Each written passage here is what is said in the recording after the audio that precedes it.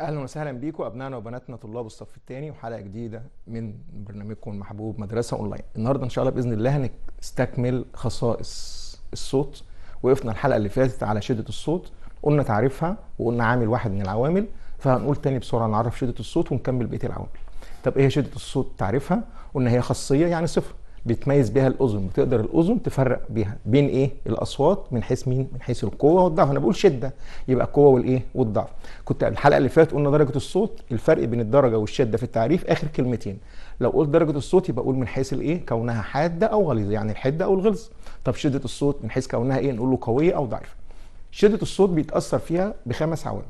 قلنا رقم واحد المسافه بين الاذن ومصدر الصوت، المسافه بينه وبين اللي بيتكلم. لو انا قربت اللي بيتكلم هسمع الصوت قوي جدا، بعدت عن اللي بيتكلم هسمع الصوت ضعيف. يبقى رقم واحد. اتنين سعه الاهتزاز.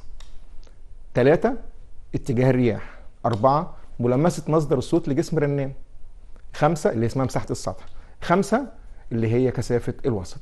بصوا معايا على العوامل كده عشان بيجي كتير في الامتحان يقول لك، واختار طبعا امتحاناتنا اختار، يقول لك من العوامل المؤثره في شده الصوت ويجيب لك اربع عوامل، واحد من دول هو الاجابه الصح. يبقى واحد المسافه بين مصدر الصوت والاذن، اثنين سعه الاهتزازه، ثلاثه مساحه السطح المهتز، اربعه كثافه الوسط اللي بينتقل فيه الصوت، خمسه اتجاه الرياح. ناخد واحد واحد كده من العوامل عشان نفهم التجربه بتاعته وايه اللي بيأثر فيه. معايا يا حبيبي، احنا دلوقتي هنفترض ان احنا دخلنا المسجد وراجل في رمضان كل سنه وانتم طيبين وبنسمع الخطيب. لو انا قاعد في اول صف الراجل بيتكلم من غير ميكروفون، لو انا قاعد في اول صف هسمعه قوي جدا. طب لو رجعت ورا في اخر الجامع هل الصوت ضعيف؟ ما بنخشش الجامع. طيب حضرتك معدي قدام البيت عربيه فيها حد بينده بيبيع اي حاجه ومشغل الميكروفون بتاعه وانا سامعه وانا في الدور الخامس ولا السادس، جه قدام البيت بتاعي بقى الصوت بتاعي قوي. يا ترى لما يبعد هسمعه بنفس الشده ولا الصوت هيقل؟ لا، كل ما يبعد كل ما الصوت ما يقل. نفس الكلام لو انا راكب عربيه ومعديه جنب عربيه اسعاف، عربيه الاسعاف وهي جنبي بسمع الصوت قوي، كل ما بتبعد عني لان ببص عليها السكه، ما بتبعد عني بتسبقني، كل ما بتبعد الصوت بيحصل له ايه؟ بيحصل له ان الصوت شدته بتقل. يبقى انا استنتجت من الثلاث حاجات اللي انا قلتهم دول ايه؟ ان كل ما المسافه تزيد كل ما شده الصوت تقل، كل ما المسافه تقل كل ما شده الصوت تزيد. يبقى هنا العلاقه بين شده الصوت والمسافه علاقه نوعها ايه؟ نقول له علاقه عكسيه. وفي قانون اسمه قانون التربيع العكسي، واحفظ القانون دوت عشان هنحتاجه الدرس الجاي كمان. هنقول هنا قانون التربيع العكسي في الصوت، المره الجايه هو قانون التربيع العكسي في الضوء. بيقول ايه قانون التربيع العكسي؟ بيقول ان شده الصوت تتناسب عكسيا مع مربع المسافه، مع مربع المسافه. بص في الحته دي عشان عليها مسائل. بص عندي كده هقول ش اللي هي شده الصوت. شده الصوت اللي هي رمزها ش، العلامه دي اسمها تتناسب مع واحد على ف تربيع. يبقى هنا شده الصوت بتتناسب عكسيا مع مربع المسافه. هقول ان شده الصوت اللي عندي عايز اعرف قيمتها لما المسافه تزيد للضعف. يعني الواحد بقى 2 الكل تربيع، 2 الكل تربيع يعني بقت كام؟ بقت 2 في 2 يبقى بتساوي كام؟ 4. يبقى الشده هنا هقول ايه اللي يحصل لما بتزيد المسافه للضعف؟ يحصل ايه شده الصوت؟ هنقول له تقل شده الصوت لمين؟ للربع. طيب ده رقم واحد. هنقول حاجه تاني، لو بتزيد المسافه 3 امثالها ايه اللي يحصل شده الصوت؟ يعني هتبقى 1 على 3 كل تربيع. 3 كل تربيع يعني 1 على 3 في 3. 3 في 3 يبقى بكام؟ بتسع. يبقى شده الصوت اللي عندي اللي هي ش، ايه اللي حصل لما زادت المسافه؟ بتقل الى التسع. ناخد بالنا. طب على 4 يبقى تقل الواحد على 16. يبقى دي اول حاجه عندي اللي هي شده الصوت والعلاقه بينها وبين المسافه. تزيد المسافه تقل شده الصوت، تقل المسافه تزيد شده الصوت. خد بالك مربع المسافه. يبقى شده الصوت تتناسب عكسيا مع مين؟ خد بالك من كلمه مربع عشان ممكن يبقى لك في الاختيارات شده الصوت تتناسب عكسيا مع المسافه بس ولا مربع المسافه؟ لا، اقول له مع مربع المسافه حسب قانون التربيع الايه؟ العكسي. طب ديت اول واحده. الثانيه سعه الاهتزاز. بصوا معايا، هجيب وتر واحطه بين مسمارين 2 اهمت، وهجذب الوتر، هشده مره كده ومره تانية كده ومره ثالثه كده.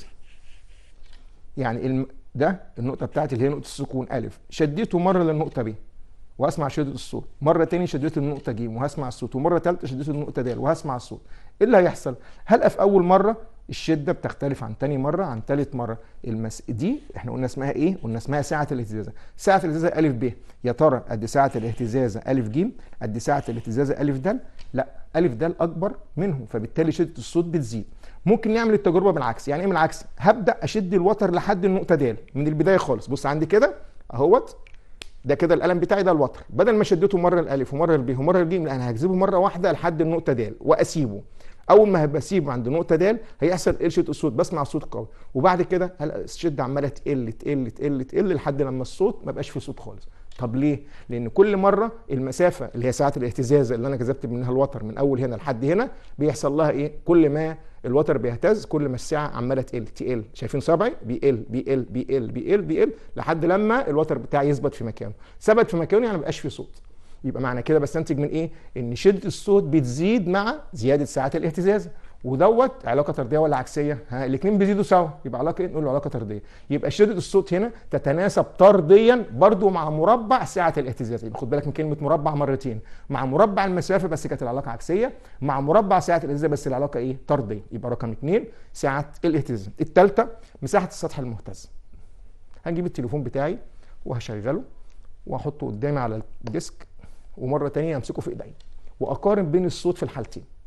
اول مره شغلت الرنه بتاعته وسمعت صوته كده، تاني مره هشغل الرنه بتاعتي واحطه على الديسك، اقارن بين الصوتين. ايه اللي هيحصل؟ هل ان الصوت في الحاله الثانيه اقوى من الصوت في الحاله الاولى؟ ليه؟ لان الديسك بتاعي ده صندوق خشبي، عمل ايه؟ خد الصوت فزود شدته، لان مساحه السطح بتاعتي بقت اكبر، فدوت عمل على زياده شده الايه؟ الصوت. تاني مش فاهمينها يا مستر؟ بالراحه هقول لك على مثال بسيط.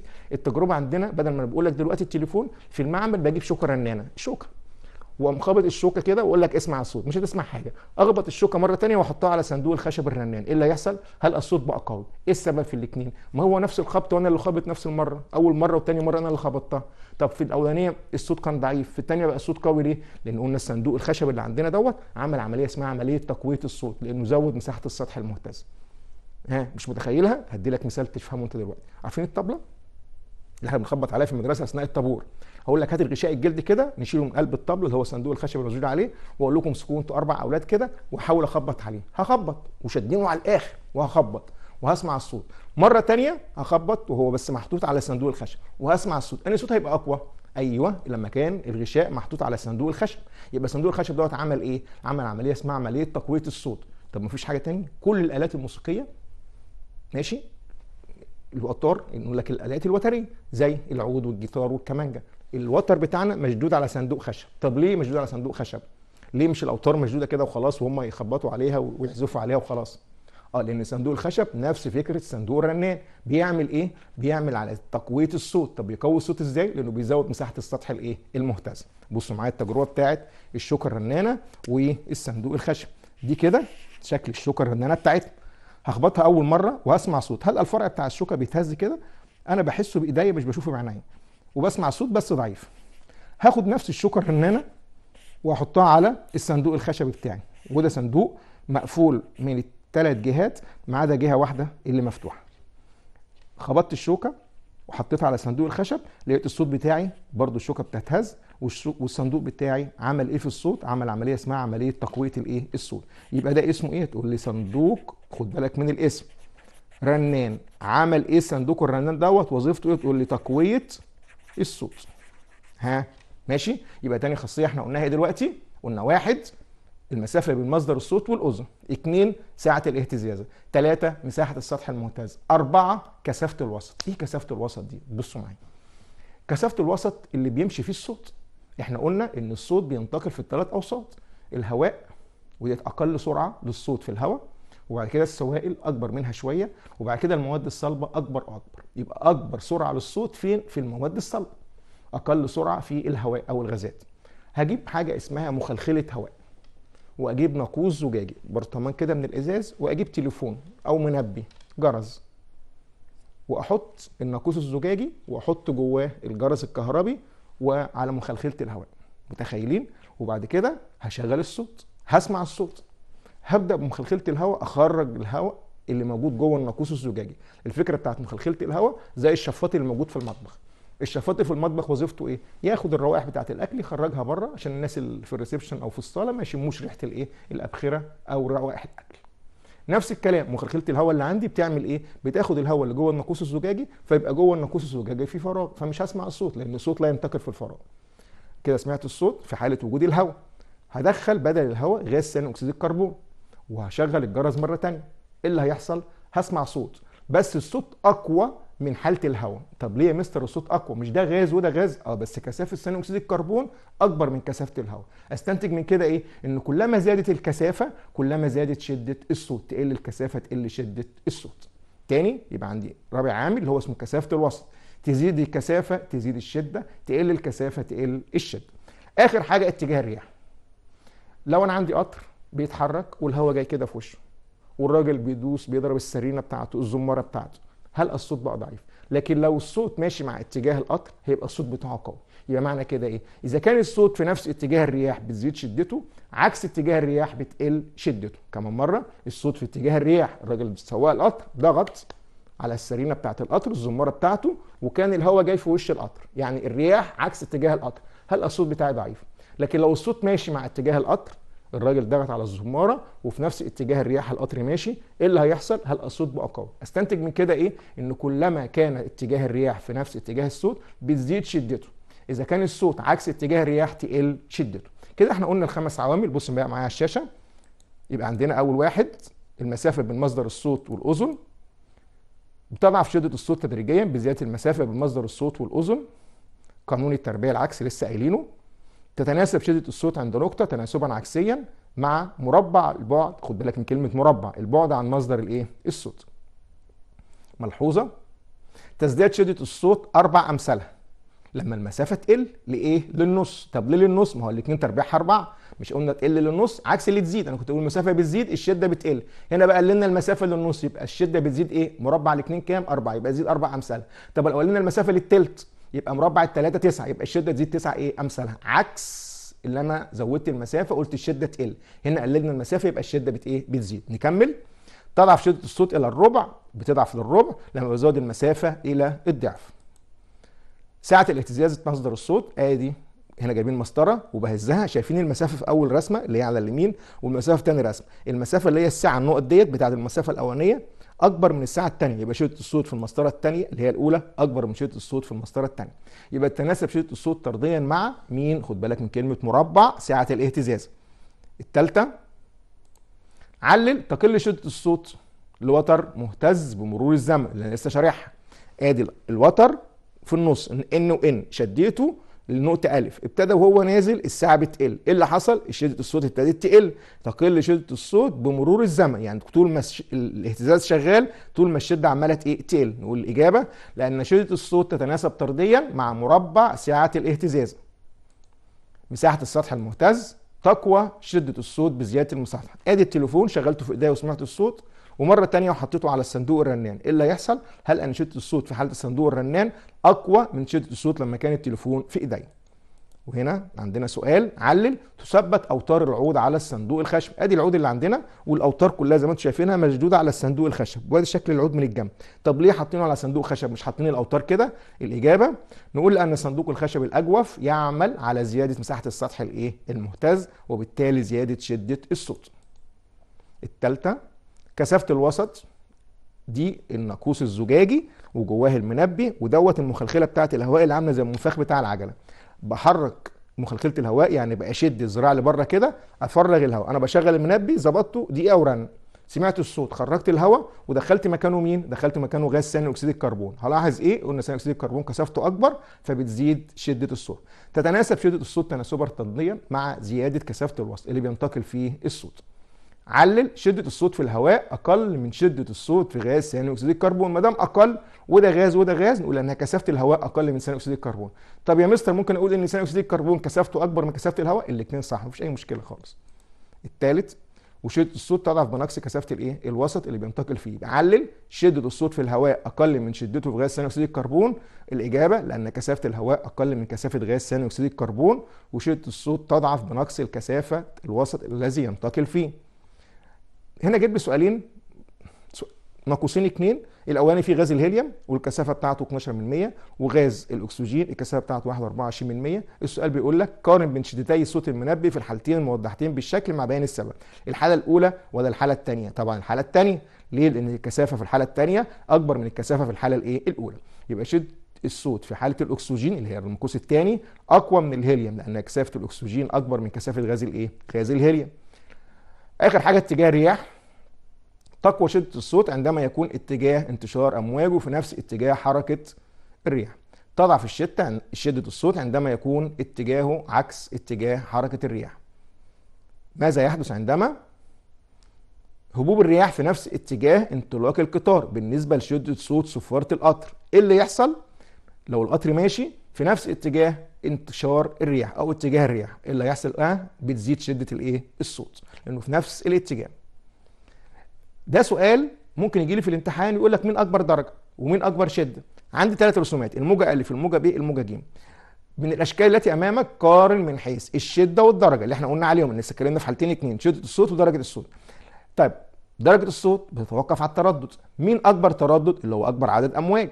الشكل الف لو عدينا الامواج بتاعته هنلاقيها اكبر من الشكل ب واكبر من الشكل ج. يبقى مين اكبر درجه في الصوت؟ نقول له الموجه الف. طب شده الصوت بتقوى ايه مع ساعة الاهتزاز؟ مين أكبر ساعة اهتزازة ومين أقل ساعة اهتزازة؟ ألف وب قد بعض في ساعة الاهتزاز، سطرين اتنين، لكن ج أقل في ساعة الاهتزاز. يبقى مين أقوى في شدة الصوت؟ هنقول له ألف وب أقوى في شدة الصوت من الموجة ج. يبقى نشوف المقارنة بتاعتنا. يبقى الموجة الصوتية ألف والموجة الصوتية ب. شدة الصوت في الموجة ألف اللي هي ساعة الاهتزازة بتساوي شدة الصوت في الموجة ب، لأن الاثنين مساويين في نفس الساعة. لكن درجة الصوت في الموجة ألف اللي هو التردد أكبر من درجة الصوت في الموجة ب بسبب زيادة عدد الأمواج. طيب الموجة الصوتية ب والموجة ج اللي هما الاثنين اللي في الآخر، شدة الصوت ب اللي هي ساعة الاهتزازة أكبر من شدة الصوت في الموجة ج، ودرجة الصوت في ب نفس درجة الصوت في ج لأن هما نفس عدد الإيه؟ الاهتزازات. نوع الصوت. بصوا معايا. إيه هو نوع الصوت؟ الصفة الثالثة. احنا قلنا في خصائص للصوت ثلاثة، اتكلمنا في الحلقة اللي فاتت على الدرجة، النهارده كملنا بقية الشدة، ودلوقتي آخر نوع اللي هو الدرجة. إيه نوع الصوت؟ يبقى درجة، شدة، نوع، ما ننساش. خصائص الصوت هي درجة الصوت، شدة الصوت، نوع الصوت. نوع الصوت خاصية بتميز بها الأذن الأصوات، نفس التعريف، من حيث إيه؟ كونها حادة أو غليظة. في واحد قاعد كده بيسمع موسيقى يقول لك الولد اللي بيعزف على الكمانجة ده ممتاز، وشوية تاني نسمع آلة وترية يقول لك ده صوت العود ده بسم الله ما شاء الله ايديه تلف في الحرير، الواد دوت بيعزف وهو نايم. ايه ده؟ عرف ازاي ان الاولاني كان بيعزف على كمانجة والتاني بيعزف على عود؟ بلاش دي، ما بنسمعش موسيقى. وسيادتك قاعد في قلب الاوضه بره سمعت صوت خاله بيتكلم، وشويه لقيت اخوك بيتكلم، وانت قاعد مش شايف حاجه بس سمعت الصوت، قلت ده صوت خاله وده صوت اخويا. عرفت منين؟ من نوع الصوت. يبقى نوع الصوت خاصيه، صفه بيميز بها الانسان من الاصوات كلها اللي بنسمعها حوالينا. كل صوت بيتبع له ذاكره عندنا في المخ، وعن طريق الودان بقدر افرق. انت بتتكلم في التليفون مع حد من اصحابك، دي اخوه رد عليك، عايز محمد، انا محمد، لا انت مش محمد. طب عرفت ازاي؟ ما انت مش شايف صورته، لكن قدرت عن طريق الايه؟ الصوت بالودان قدرت تفرق بالنوع الايه؟ بالنوع الصوت. يبقى نوع الصوت خاصيه بتميز بها الاذن الاصوات من حيث ايه؟ طبيعه مصدرها جايه منين، حتى لو كانت متساويه في ايه؟ في الشده وفي الدرجه، نفس الشده ونفس الدرجه، فانا بقدر اميز بينهم. طب ايه اللي بيخليني اميز بينهم؟ قال لك في حاجه اسمها نغمات توافقيه. اسمها ايه؟ نغمات توافقيه. يعني ايه نغمه توافقيه؟ تعرفها؟ هي نغمه مصاحبه للنغمه الاساسيه، الاثنين مع بعض ماشيه مع النغمه الاساسيه بس اقل منها في الشده واعلى منها في الدرجه. هو ده الفرق الوحيد اللي بقدر اميز بيه فين الاصوات من حيث نوعها. طب في نغمه ثانيه اسمها نغمه مركبه. في نغمه بسيطه ونغمه مركبه. الشكر ان انا لما اجي بخبطها بتطلع لي نغمه واحده اسمها نغمه بسيطه، لكن لو عزفت على العود او الجيتار او الكمانجه اي اله موسيقيه الصوت بتاعي بيعمل لي نغمه مركبه، حاجتين اتنين طالعين كده فوق بعض، يبقى دي اسمها نغمه ايه؟ مركبه. طيب بص معايا على الشاشه. يبقى نوع الصوت خاصيه بتميز بها الاذن الاصوات من حيث طبيعه مصدرها حتى لو كانت مساويه في الدرجه وفي الايه؟ في الشده. يصدر عن الشوكه الرنانه تعطي نغمه بسيطه اهو. طب النغمه الثانيه بتاعت البيانو، شايفين شكل النغمه ديت؟ موجه واحده قمه وقاع، لكن هنا عاملين زي ما يكون الموجه او القمه قمتين اتنين والقاع قاعين اتنين في بعض، فدي اسمها نغمه ايه؟ نقول نغمه مركبه. يبقى في عندي نغمه بسيطه طالعه من الشوكه الرنانه ونغمه مركبه طالعه من الكمانجه او العود. يبقى يصدر عن البيانو والكمان نغمات اسمها نغمات مركبه، عباره عن نغمه اساسيه ومعاها نغمه ثانيه اسمها نغمه توافقيه. النغمات المركبه يبقى نغمات اساسيه مصحوبه بنغمه اسمها نغمه توافقيه. التعريفات مهمه عشان بتجيلي في الاختيارات، احنا امتحاننا كله اختار. النغمات التوافقيه ايه هي؟ نغمه مصاحبه للنغمه الاساسيه وهي اعلى منها في الدرجه واقل منها في الايه؟ في الشده. يعني لما اجي افرق بين صوت اخويا وخاله اقول له ازاي فرقت؟ اقول له بسبب النغمات التوافقيه المصاحبه للنغمه الايه؟ الاساسيه. علل تميز الاذن بين صوتي البيانو والكمان حتى لو تساويا في الدرجه وفي الشده. اهي البنت بتعزف كمانجا والولاد بيعزف البيانو. قدرنا نفرق ازاي؟ الاجابه بتاعتنا نقول لاختلاف النغمات التوافقيه المصاحبه للنغمه الاساسيه الصادره من كل منهما، اللي هو اختلاف نوع الصوت. هو كمانجا وهو جيتار، الاثنين اصوات موسيقيه، بس انا قدرت افرق بين صوت الكمانجا وصوت الجيتار بسبب مين؟ قلنا بسبب النغمات التوافقيه المصاحبه للنغمه الايه؟ الاساسيه. مقارنه الموجات الصوتيه طبعا التردد. بص معايا، الصوت اللي احنا بنسمعه تردده من كام لكام؟ قال لك من 20 ل 20000. طب المستر في الامتحان هيقول لك تردد الصوت المسموع من 20 وما كتبش 20000، قال لك 2 كيلو، 20 كيلو، 200 كيلو، 2000 كيلو. هتختار ايه؟ هي يا مستر مش انت قلت من 20 ل 20000 يعني اختار له 20 كيلو؟ ما يضحكش علينا. يبقى تردد الصوت المسموع اللي الاذن بتسمعه بيبقى من كام لكام؟ تقول لي من 20 هرتز الى 20000 هرتز، او من 20 هرتز الى 20 كيلو هرتز. طب اللي قبل ال 20 بسمعه؟ لا. طب اللي اكتر من 20000 بسمعه؟ برضه لا. طب ليه مش بسمعه؟ لان دي اسمها امواج غير مسموعه، صوت غير مسموع، اللي هو لا تستطيع اذن الانسان سماعه. يبقى في صوت تستطيع الاذن سماعه ودي بقى اسميها صوت مسموع، اللي هو تردده من كام لكام؟ من 20 ل 20000 او من 20 ل 20 كيلو. الصوت الغير مسموع لا تستطيع اذن الانسان سماعه ودي تردده اقل من 20 او اكتر من 20000. طب اللي اقل من 20 بسميها ايه؟ بسميها امواج تحت السمعيه، ترددها اقل من 20 هرتز. طب واللي اكتر من 20000 بسميها امواج ايه؟ اسميها امواج فوق سمعيه. يبقى الصوت عندي انقسم الى كام حاجه؟ 3. صوت مسموع من 20 ل 20000، والصوت الغير مسموع بينقسم لقسمين: امواج تحت سمعيه ترددها اقل من 20 هرتز، وامواج فوق سمعيه ترددها اكتر من 20000 هرتز. والتحت واللي فوق لا تستطيع اذن الانسان سماعه. بص معايا، يبقى اذن الانسان تتاثر بالاصوات اللي بيتراوح ترددها من كام لكام؟ من 20 هرتز ل 20 كيلو هرتز او 20000 هرتز. تم تقسيم الموجات الصوتيه، قلنا لكام قسم؟ 3: موجات سمعيه، موجات تحت سمعيه، وموجات فوق سمعيه. دون يعني تحت، عشان برضه يبقى واخدين بالنا من الكلام. بعد كده الموجات السمعيه موجات صوتيه تراوح ترددها من 20 هرتز ل 20 كيلو، زي الاصوات اللي بتسمعها اذن الانسان اللي حوالينا كلنا بنقدر نسمع الاصوات التردد بتاعها او ترددها من 20 ل 20 كيلو، اكتر من كده مش هنسمع او اقل. موجات تحت سمعيه موجات صوتيه يقل ترددها عن 20 هرتز، زي الاصوات المصاحبه لهبوب العواصف اللي هي بتسبق سقوط الامطار. موجات فوق سمعيه ترددها يزيد عن 20 كيلو هرتز، زي الاصوات الصادره من جهاز السونار او بعض الحيوانات زي الدولفين والخفاش التي لا يسمعها الانسان. دي اسمها اصوات فوق سمعيه. هو صوت الدولفين وصوت الجمبري برضو من الاصوات التي بيصدر امواج فوق سمعيه. دي ملحوظه موجوده في الكتاب، بيقول لك ان الديك الحبشي اللي هو اسمه الديك الرومي عنده قدره ان هو يدرك الموجات تحت السمعيه المصاحبه للتغيرات الجويه قبل الامطار ما تسقط، فبيعرف ان في امطار هتسقط فيبدا يسيب المكان بتاعه ويهرب يروح مكان تاني ما فيش فيه امطار.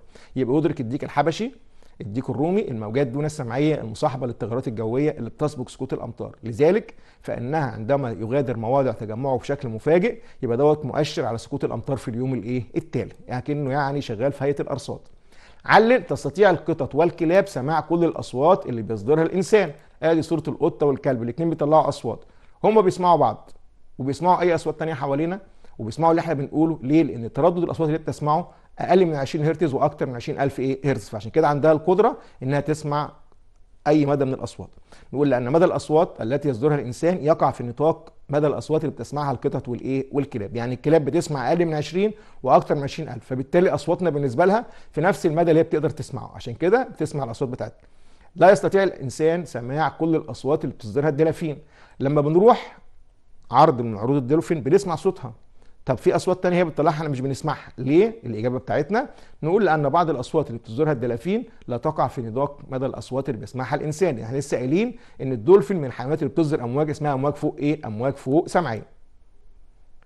تطبيقات على الموجات فوق السمعيه دي اخر حاجه في الدرس نركز فيها. اول حاجه في المجالات الطبيه اللي هي الامواج فوق السمعيه: تفتيت حصوات الكلى والحالب دون اجراء عمليات جراحيه. واحد عنده حصوه وممنوع ان هو يعمل عمليه، ايه اللي بيحصل؟ بيروح للدكتور يقول له لازم نشيل الحصوات الموجوده في الكلى. طب انا عيان عند القلب عند السكر ممنوع اعمل عمليه، يقول له هنفتتها لك بحاجه اسمها الليزر من غير ما تعمل اي حاجه. كل اللي هيحصل هتبقى نايم قدام على الجهاز، وانا هسلط على مكان الحصوه شعاع اسمه شعاع الليزر عامل زي الشاكوش، يبدا يكسر في الحصوات اللي موجوده في الكلى او في الحالب. بعد ما يكسرها بقت تراب يفتتها، خلاص الحمد لله كده. يقولوا بقوم مشرب 3 4 ازاز ميه، الرمل او الحصوات اللي اتفتتت تقوم جايه خارجه مع البول. يبقى احنا كده هنا استخدمنا الامواج فوق السمعيه في تفتيت الحصوات. 2 تشخيص تضخم غده البروستاتا في الذكر ومدى تاثيرها على المثانه، الكشف عن الاورام السرطانيه، الكشف عن حاله وجنس الجنين قبل ولادته باستخدام جهاز السونار. بصوا كده الصوره اللي جايه دي اهوت، الدكتور هنا بيعمل اشعه للولد، بيشوف ايه اللي في بطنه عيان بايه عن طريق الاشعه اللي هي الامواج فوق الايه السمعيه.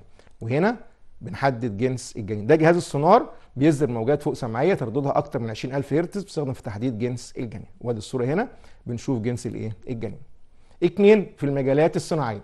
ايه في الصناعه؟ اشهر استخدام ليها تعقيم المواد الغذائيه، الماء واللبن، حيث تمتاز الموجات فوق السمعيه بقدره فائقه على القضاء على بعض انواع البكتيريا ووقف نشاط الفيروسات. هنا بيجي سؤال علل، يقول لك علل تستخدم الامواج فوق السمعيه. بستخدمها في ايه؟ في تعقيم المواد الغذائيه. الموجات فوق السمعيه بعقم بيها الاكل. ليه الاجابه؟ نقول لان لها قدره فائقه على ايه؟ ايقاف نمو الفيروسات والبكتيريا، بتقضي عليهم وتوقف نموهم بحيث ان ما يبقاش ليها نشاط، وبالتالي بتحافظ على الاكل. يبقى الاجابه بتاعتي من الاهميه تعقيم المواد الغذائيه، نقول لان ايه؟ الامواج فوق السمعيه مالها؟ عندها القدره على القضاء على بعض انواع البكتيريا، تقضي عليها خالص وتوقف نشاط بعض انواع الفيروسات، ما تخليهاش تنشط عن طريق الامواج فوق الايه؟ الامواج فوق السمعيه. وده الجهاز المستخدم في تعقيم الاكل.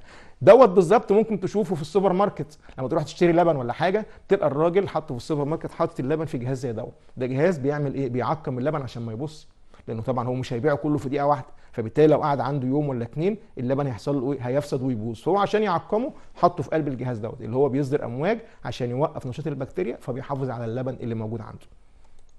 بعد كده المجالات الحربيه، الكشف عن الالغام الارضيه فعند اصطدام الموجات. ايه الالغام الحربيه؟ بص يا حبايبي معايا كده، هنقول ان في حرب بين اي بلدين، فبيجوا على الحدود يقوموا جايين حاطين الغام ارضيه. الالغام ديت بحيث ان اي عساكر جايين يهجموا من الناحيه ديت يقوم جاي دايس على اللغم، فاللغم ينفجر فيه. يبقى دوت وسيله من وسائل الدفاع، بدافع بيه عن الارض بتاعتي. طب الحرب خلصت وانا محتاج الارض ديت، زي دلوقتي عندنا في العالمين، عندنا اثناء الحرب العالميه زرعوا العالمين بالقنابل في قلب الارض. طب عملنا ايه؟ جبنا اجهزه اللي هي اسمها الامواج فوق السمعيه زي ما شفت صورتها دلوقتي اهوت، العسكري بيبدا يمشي الجهاز على الارض ويكتشف مكان وجود الالغام. ديت كانت اخر حاجه في حلقتنا النهارده، وان شاء الله باذن الله نلقاكم الحلقه القادمه، والسلام عليكم ورحمه الله وبركاته.